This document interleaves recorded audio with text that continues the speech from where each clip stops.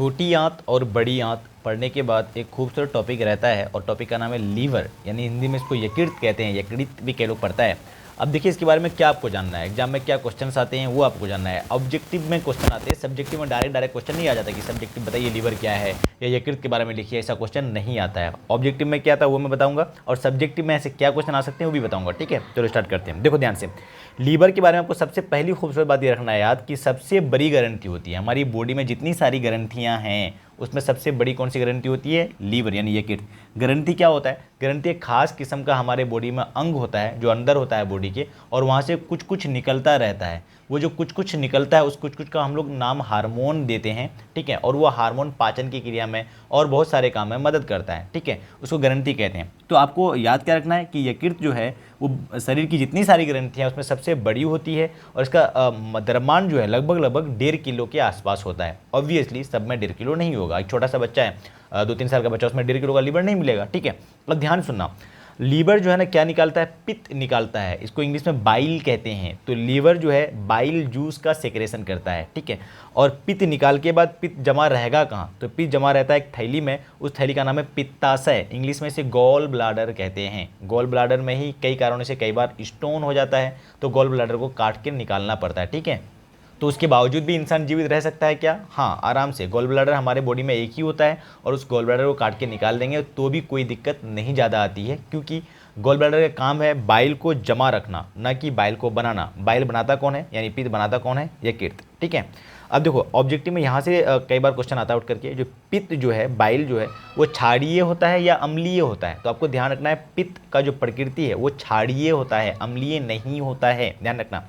और पित्त में कोई एंजाइम पाया जाता है क्या? आंसर है नहीं। तो पित्त में कोई भी एंजाइम पाया नहीं जाता है। इसका मतलब पित्त जो है वो डायरेक्ट भोजन पचाने में मदद नहीं करता है, पर इनडायरेक्टली बहुत सारा काम करता है।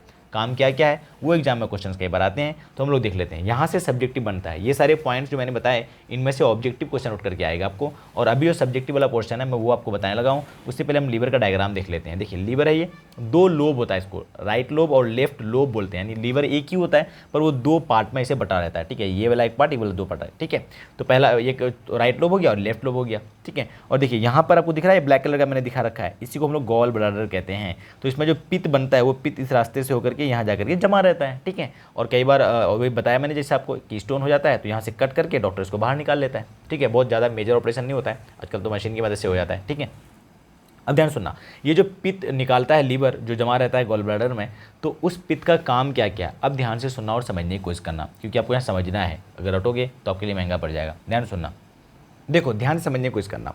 हमारा खाना जो है वो अमाशय में आ गया था, और ये हमारा खाना, मैंने लाल लाल कलर से खाना दिखाया है। ठीक है, अब खाना में अमाशय में मिलता है कौन सी एसिड भाई? Hydrochloric acid.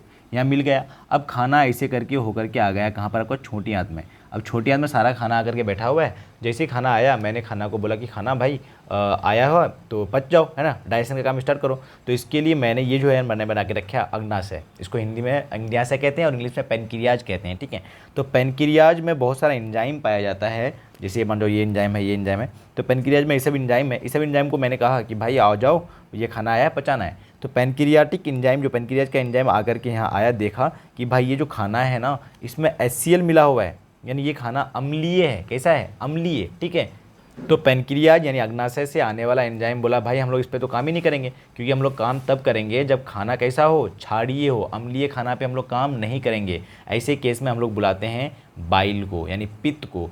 पित्त बोलता है ठीक है सर ऐसी बात है, तो ये जो खाना है इसको हम ना क्षारीय में बदल देंगे। तो पित्त क्या करता है? अम्लीय खाना को क्षारीय खाना में बदल जाता है। और यहाँ का जो खाना है ना, इस सब खाना को हम लोग काइम नाम देते हैं, काइम। ठीक है, जो खाना अब आया था चौरा थोड़ा पच गया है उसको हम लोग काइम नाम देते हैं। ठीक है, तो वही बात लिखी हुई, ध्यान से पढ़ो, अब समझ में आएगा।